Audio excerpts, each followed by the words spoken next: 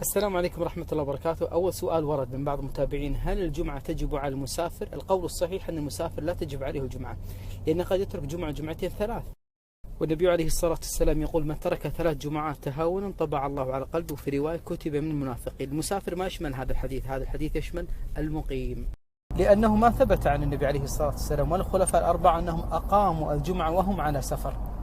إقامته تعمدا ما ثبت، لكن أنا بصلي الجمعة كمسافر يجوز. وإذا صليت الجمعة لا تجمع معها العصر، لأن الجمعة لا يجمع معها أي شيء، حتى لو نزل مطر في صلاة الجمعة ما يجوز الجمع، لأن النبي عليه السلام ما جمع لما نزل عليه المطر وهو في الجمعة. ذهب الفقهاء رحمهم الله تعالى على القول الصحيح بخلاف قول الحنفية أن الجمعة لا يجمع معها أي شيء، حتى العصر تصلي بوقتها قصرا ولا حرج. وسؤال مهم جدا: رجل لم يصلي الجمعة وهو مسافر، كم ركعة يصليها؟ يصليها ظهرا ركعتين والعصر ركعتين، يجمعها ولا حرج في ذلك. طيب بعضهم يقول أنا بصلي يصليها 4، لا، يصليها 4 المقيم إذا فاتته الجمعة ولم يصلي مع الجماعة هنا يصليها 4 ظهرا، لأن النبي عليه الصلاة والسلام يقول: من أدرك ركعة من الصلاة فقد درك الصلاة.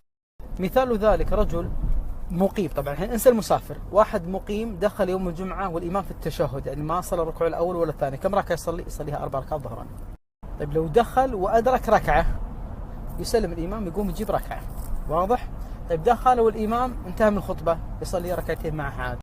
لكن لازم نعرف أنه إذا دخل يوم الجمعة والإمام على المنبر ما لا أجر جمعة كامل، لا أجر الصلاة، لكن أجر الجمعة كامل بمجرد صعود الإمام راح عليك الأجر كاملا للأسف. لأن النبي عليه الصلاة والسلام يقول: إنه إذا كان يوم الجمعة فإن الملائكة على الأبواب يكتبون الأول فالأول، إذا صعد الإمام منبر طوت الملائكة الصحف، اسمكم موجود. طيب واحد يقول: أنا جمعت العصر مع الجمعة قبل ما كنت أدري، ما عليك شيء. هذا قول لبعض الأئمة كالإمام أبو حنيفة، وبه قال الإمام الألباني، لكن القول الراجح أنك ما تجمع معها. هذه إجابة مختصرة عن بعض الأسئلة التي وردت أمس. وأكثر سؤال ورد يقولوا لي: شلون تسوق وقاعد تصور؟ أنا بجانب السائق، ما أصور وأنا أسوق، والله العظيم.